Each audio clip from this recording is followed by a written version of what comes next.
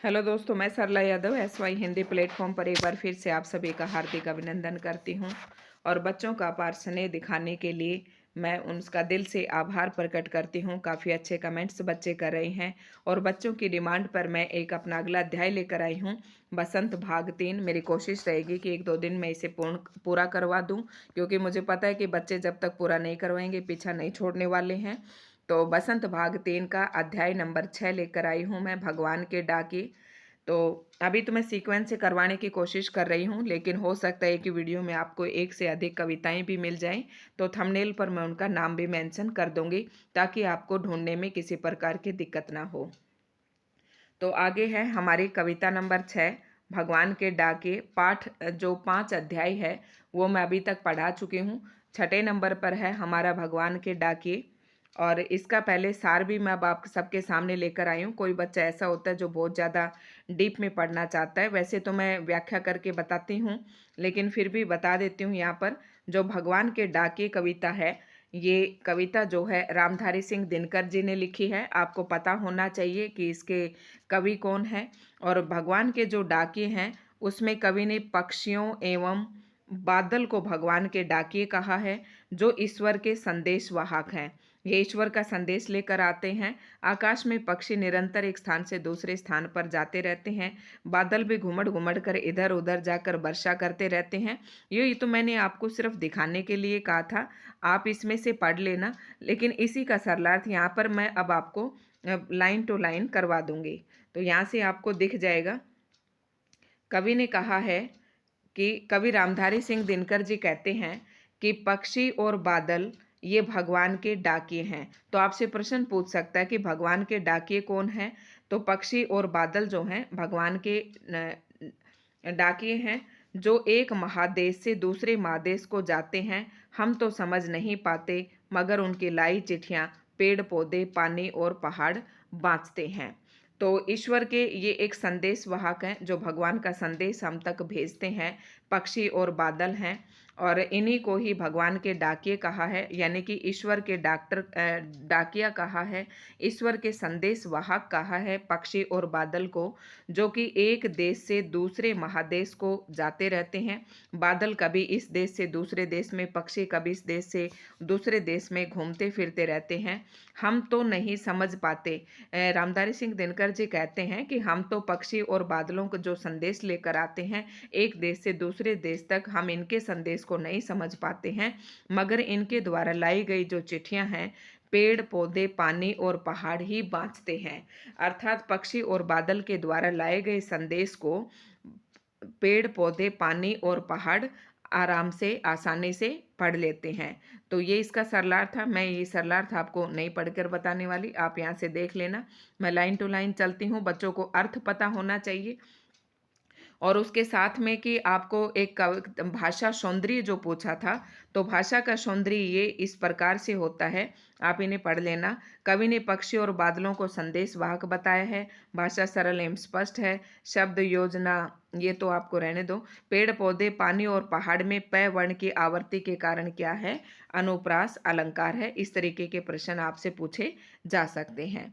अगला जो प्रश्न है, हम तो केवल यह आंकते हैं कि एक देश की धरती दूसरे देश को सुगंध भेजती है, और वह सौरभ हवा में तैरती हुई पक्षियों की पांखों पर तिरता है, और एक देश का भाप दूसरे देश में पानी बनकर गिरता है।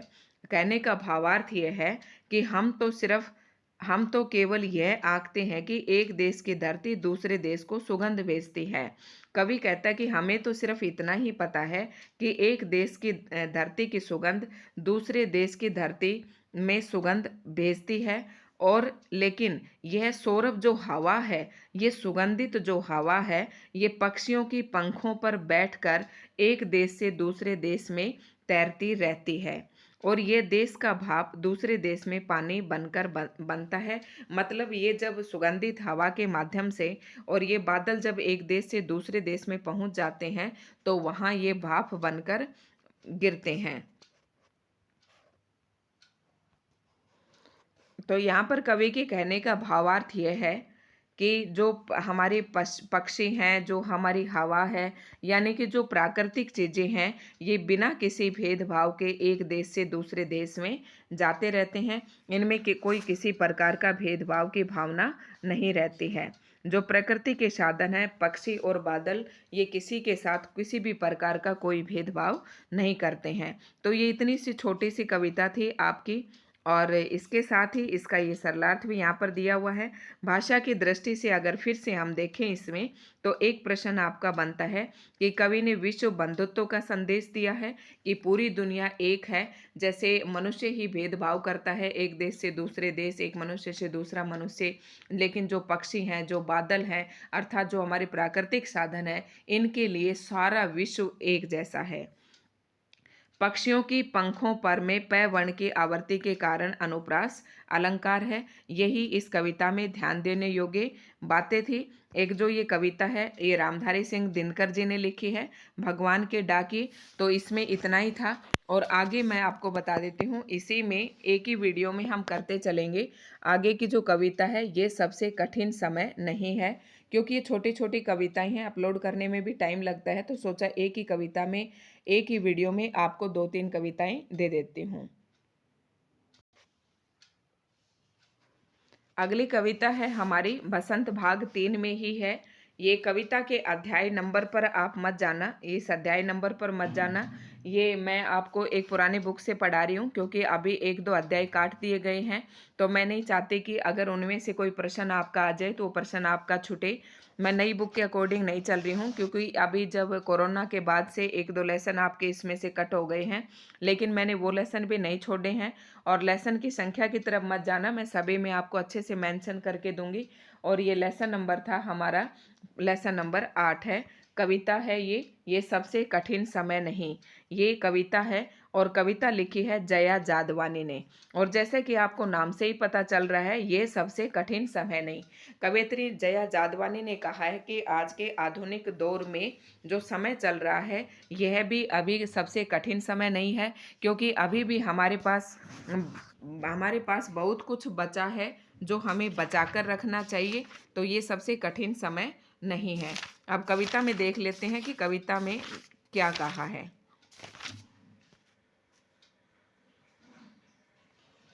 इस कविता में कवयित्री ने मनुष्य को आशावादी जो विचार हैं वो प्रकट किए हैं।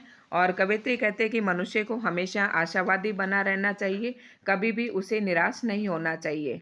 ठीक है। और कह रहे कि अभी भी हमारे पास जो आशा के चिन्ह हैं वो काफ़ी शेष हैं, मतलब मनुष्य को आशावादी बने रहने के लिए कहती है कि अभी भी बहुत से आशावादी चिन्ह हैं जो हमारे शेष हैं। तो हमें अभी भी हिम्मत नहीं हारनी चाहिए, और हमें निरंतर आगे बढ़ते हुए रहना चाहिए। ये इसका कविता का भावार्थ था। और आगे है, इसको कविता को पढ़ लेते हैं हम। नहीं, यह सबसे कठिन समय नहीं, अभी भी दबा है चिड़िया की चोंच में तिनका, और वह उड़ने की तैयारी में है, अभी भी झरती हुई पत्ती। कवयित्री कह रही है कि जया जादवानी जी कहती हैं कि आज का जो दौर चल रहा है, आज जो समय चल रहा है, वह सबसे कठिन समय नहीं है, क्योंकि अभी भी पुरानी जो बातें हैं और पुरानी जो चीज़ें हैं अभी भी आज के समाज में विद्यमान है। तो हमें ये नहीं समझना चाहिए कि हम बहुत बुरे समय से गुजर रहे हैं। अभी भी हमारे पास आशावादी बनने के लिए बहुत कुछ बचा है। जैसे कि चिड़िया अभी भी चोंच में तिनका दबाकर उड़ती है, वह उड़ने की तैयारी में है, अभी भी झरती हुई पत्ती थामने को बैठा है हाथ एक। अभी भी मतलब जैसे कि छोटे बच्चे जब पेड़ों से पत्ते गिरते थे, तो ये वो पुराने समय की बातें बताई है कि अब पुराने समय में क्या क्या करते थे और आजकल बच्चे क्या करते हैं। तो पुराने समय में जब पेड़ से पत्तियां गिरते थे तो बच्चे अपने हाथों से गिरती हुई पत्तियों को थमाते थे। तो कवयित्री कहते कि अभी भी वो टाइम बचा हुआ है। आज भी चिड़िया है जो अपने चोंच में तिनके को दबाकर उड़ने के लिए तैयार है, और अभी भी वो हाथ बचे हुए हैं जो पेड़ से गिरते हुए पत्तों को थामने के लिए तैयार हैं। और अभी भी भीड़ है स्टेशन पर, अभी भी एक रेलगाड़ी जाती है गंतव्य तक। कहता है कि वो पुराने समय वाली रेलगाड़ी अभी भी है जो एक स्थान से दूसरे स्थान पर जाती है। गंतव्य मतलब जहाँ उसे पहुँचना होता है। अभी भी रेलगाड़ी चलती है, अभी भी चिड़िया है, अभी भी पत्तों से थामने वाले हाथ बाकी बचे हुए हैं। तो कवयित्री कहती है कि हमें किसी भी हालत में निराशावादी नहीं होना चाहिए। जहाँ कोई कर रहा होगा प्रतीक्षा, अभी भी कहता है कोई किसी को जल्दी आ जाओ कि अब सूरज डूबने का वक्त हो गया। कवयित्री कह रहे कि अभी भी एक ट्रेन है, एक रेलगाड़ी है जो एक स्थान से दूसरे स्थान पर जाती है, और जब दूसरे स्थान पर जाती है तो उसकी प्रतीक्षा में लोग बैठे हुए हैं, और अभी भी ऐसे कहने वाले लोग बैठे हुए हैं कि जल्दी आ जाओ, शाम हो गई है। इन पंक्तियों के माध्यम से कवयित्री ये कहती है कि अभी भी हमारे रिश्ते, नाते, सगे संबंधी बचे हुए हैं जो हमारे घर आने का इंतजार करते हैं। तो हमें निराशावादी नहीं होना चाहिए। उस कथा का आखिरी हिस्सा जो बूढ़ी नानी कह रही है कि सूरज उसे उस कथा का आखिरी हिस्सा जो बूढ़ी नानी सुना रही सदियों से, कह रही अभी भी उस कथा का आखिरी हिस्सा बचा हुआ है। जो पुराने समय में बच्चे अपने नाना नानी दादा दादी से कहानियां सुनते थे, अभी भी कुछ बचा हुआ है। दुनिया के तमाम बच्चों को अभी आती है एक बस अंतरिक्ष की पार की दुनिया से लाएगी बचे हुए लोगों की खबर। कह रही अभी भी एक ऐसी बस बची हुई है जो अंतरिक्ष के इस पार से अंतरिक्ष से उस पार तक एक दूसरे लोगों की खबर लाती है। एक हमारी खबर उधर पहुंचाती है और उधर की खबर हमारे इधर लेकर आती है। अभी भी एक ऐसी बस बची हुई है, और नहीं, ये सबसे कठिन समय नहीं है। तो कवयित्री जया जादवानी कहती है कि अभी भी हमें परेशान नहीं होना चाहिए। अभी भी सबसे कठिन समय नहीं आया है, इतना बुरा वक्त भी नहीं आया है, इतना निराश हुआ जाए इतना कठिन समय नहीं आया है। मनुष्य को आशावादी रहना चाहिए। अभी भी हमारे पुराने बहुत से रीति रिवाज, पुराने बहुत सी बातें, बहुत से रिश्ते, पुरानी बहुत सी उम्मीद हमारे पास बची हुई हैं। ये था इस कविता के कहने का भावार्थ। और यहाँ पर इसमें भाषा की दृष्टि से देखने के लिए अभी कोई प्रश्न यहाँ पर इतना ज़्यादा नहीं है, लेकिन एक शब्द है यहाँ पर अंतरिक्ष। अगर यहाँ आपको तत्सम और तद्भव शब्दों के बारे में थोड़ा सा पता होना चाहिए। जैसे अंतरिक्ष है तो ये हमारा तत्सम शब्द है, क्योंकि तत्सम शब्द वो होते हैं जो संस्कृत के शब्द हैं और जो के दो हिंदी में प्रयोग किए जाते हैं। तो आपको मैं बता देती हूँ, त्रय, ज्ञ, अक्षत्रिय, इस तरीके के अगर आपको री है शब्द, अगर आपको वर्ण अगर किसी शब्द में मिलते हैं ये वर्ण, तो वो शब्द आपका 99 आपका क्या ही रहता है, 99% आपका तत्सम रहता है। ये मैंने आपको तत्सम की पहचान बताई है। और उसके बाद गंतव्य है, जैसे और तो इसमें नहीं है। तो ये अगर एक आध प्रश्न जो इस टाइप का आता है तो मैं आपको बताते चलती हूँ। एक प्रश्न आपका यहाँ से बन सकता है, यह कठिन समय नहीं है, यह बताने के लिए कविता में कौन कौन से तर्क प्रस्तुत किए गए हैं। हो सकता है आपके वहाँ पर 3 तर्क ऐसे दे दे जो कविता में है, और एक तर्क ऐसा दे दे जो कविता में नहीं आया, और आपसे पूछ ले कि कौन सा तर्क कविता में नहीं दिया गया है। इस तरीके से प्रश्न करके पूछ ले तो आपको पता होना चाहिए कि कौन कौन से तर्क कवयित्री ने दिया है। चिड़िया की चोंच में तिनका, पेड़ से गिरी हुई पत्तियों का सहारे वाली बात बताई, रेलगाड़ी अपने निश्चित स्थान पर समय से पहुंच रही है ये बताया, रेलवे स्टेशन पर खूब चहल पहल है, लोग एक दूसरे की प्रतीक्षा करते हैं, बूढ़ी नानी पहले की भांति कहानियां सुनाती है, और अंतरिक्ष के पार की दुनिया के समाचार लेकर एक बस अभी भी आती है। ये सारे तर्क जो है कवयित्री ने दिए हैं। तो आपको इन बातों का ध्यान रखना है, और बाकी मैंने आपके एग्जाम के उसके तरीके से एक भी प्रश्न इसमें नहीं छोड़ा है। तो ये थी हमारी कविता। अब हम बढ़ते हैं अपनी अगली कविता की तरफ, और अगली कविता है हमारी अब इसी वीडियो में हम एक और कविता को ऐड कर देते हैं, और ये कविता न होकर हमारे कबीरदास जी की साखियाँ हैं। आपको पता है कि कबीरदास जी ने 3 तरीके की रचनाएं की थी। एक तो साखी तो ये लिखा हुआ है, साखियाँ हैं, शब्द हैं, साखी शब्द और रमैनी। तो यहाँ पर हम कबीरदास की साखियाँ पढ़ेंगे, शब्द नहीं पढ़ रहे हैं, कबीर की साखियाँ हैं और इनको आपको पता है इनके जो कवि हैं ये तो कबीरदास जी होंगे। तो क्या कहा है देख लेते हैं। जाति ने पूछो साध की, पूछ लीजिए ज्ञान। जात ने पूछो साध की, पूछ लीजिए ज्ञान। मोल करो तलवार का, पड़ा रहने दो म्यान। इनमें कबीरदास जी कहते हैं कि हमें भी कभी भी साधु की जो है जाति नहीं पूछनी चाहिए। हमें साधु का ज्ञान के बारे में पता होना चाहिए, उसके ज्ञान पूछना चाहिए कि उसे ज्ञान कितना है। उसके जात पात से हमें कोई लेना देना नहीं होता। हमें जिस तरीके से कबीर कहते हैं कि हमें साधु की जात कभी भी नहीं पूछना चाहिए, हमेशा उसके ज्ञान का ही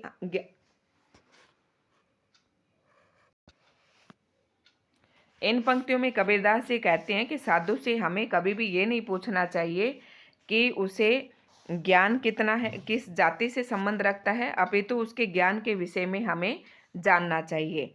वास्तव में साधु की पहचान उसका ज्ञान ही होता है। ठीक है। और कबीरदास ने अपनी बात को सिद्ध करते हुए एक तलवार का उदाहरण दिया है, ताकि वास्तविक मूल्य तो जो होता है तलवार का होता है, ना कि म्यान का।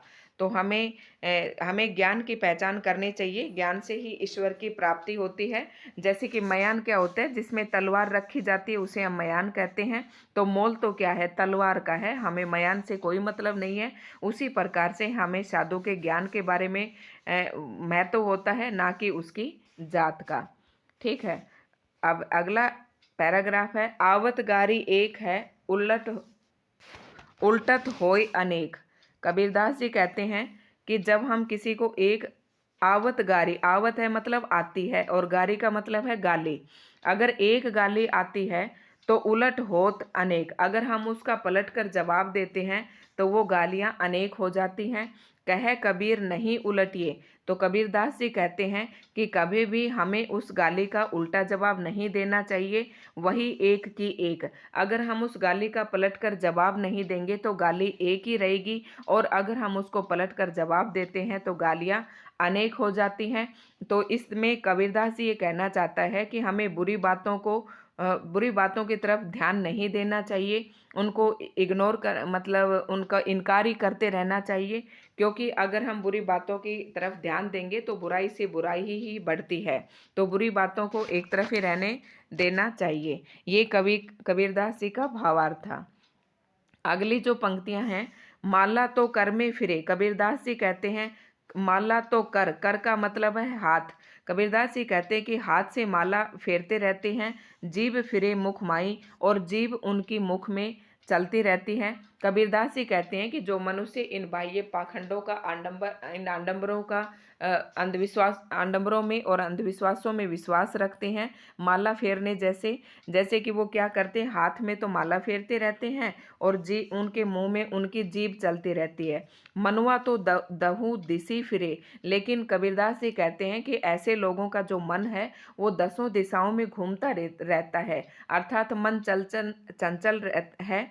यह तो सुमरन नहीं, कबीरदास जी कहते हैं कि ये सुमरन नहीं है, ये हमारा भगवान का स्मरण करना नहीं है कि हाथ में तो हम मन के घुमा रहे हैं, मुंह जीभ में चल रहा है, और जो हमारा मन है वो दसों दिशाओं में फिर रहा है। अर्थात कबीरदास जी कहते हैं कि स्मरण वो है जो हम अपने मन को एकाग्र चित्त करके भगवान का नाम स्मरण करें, वही है। इसमें जरूरी नहीं कि आप हाथ में मन का ले। ठीक है।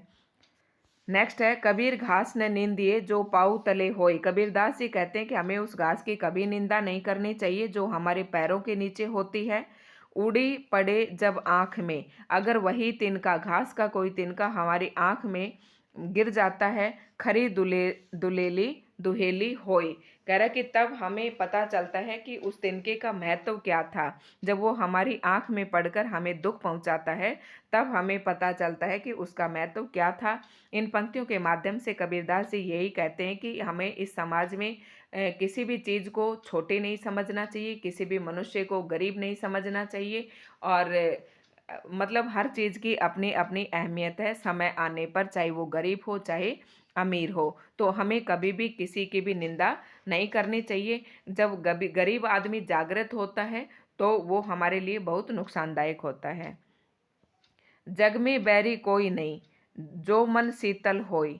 कबीरदास जी कहते हैं कि अगर मनुष्य का मन शीतल है, मनुष्य का मन में धैर्य है, तो उसका इस संसार में कोई भी बैरी नहीं है। या आपा को डार दे, दया करे सब कोई। आपा का मतलब अहंकार, जो अपनेपन का जो अहंकार है कि मैं ही हूँ सब कुछ, तो इस तरह के अहंकार को, गर्व को हमें त्याग देना चाहिए और सभी मनुष्यों पर दया का भाव रखना चाहिए। चाहे सभी मनुष्य हो, चाहे सभी जीव जंतु हो, हमें अपने मन में बैर नहीं रखना चाहिए। जो हमारे अपनेपन का जो मैं भाव है, जो अहंकार भाव है, हमें उसे छोड़ देना चाहिए। अगर मनुष्य का मन शीतल है तो उसका इस संसार में कोई भी बैरी नहीं है।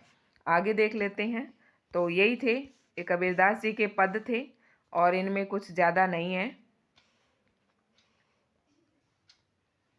अगर इस आने वाले कबीरदास जी की साखियों में अगर भाषा की बात करते हैं तो ये और एक प्रश्न यहाँ से देख लेते हैं। बोलचाल की क्षेत्रीय विशेषताओं के कारण शब्दों के उच्चारण में परिवर्तन होता है। जैसे वाणी शब्द बानी बन जाता है। अब अगर आपके पेपर में वाणी शब्द दे देते हैं तो ये तत्सम होगा, और बानी शब्द दे देते हैं तो ये आपका बोलचाल की क्षेत्रीय भाषाओं का शब्द है। जैसे हमारे शब्द होते हैं ना, तत्सम, तद्भव, देशज और विदेशज, तो ये देशज में आ जाएगा आपका। मन से मनवा, मनवा आदि हो जाता है। उच्चारण के परिवर्तन से वर्तनी भी बदल जाती है। नीचे कुछ शब्द दिए जा रहे हैं, उनका वह रूप लिखिए जिसका जिसका आपको जिससे आपका परिचय हो। तो ज्ञान, ज्ञान को हम क्या कहते हैं, आप सबको पता है। ज्ञान को हम ज्ञान कहते हैं। जीभी को क्या कहते हैं, हम जीभ कहते हैं। और पाँव को क्या कहते हैं, हम पाँव कहते हैं। और एक बात और ध्यान रखना कि जिसके ऊपर ये चांद बिंदु मिले, ये सारे आपके हिंदी के शब्द हैं, यानी कि तत्सम नहीं, तद्भव शब्द हैं। चंद्र बिंदु जिस पर भी आपको मिले, ये तद्भव शब्द हैं। और तली, तली हम किसको कहते हैं, तवा को कहते हैं।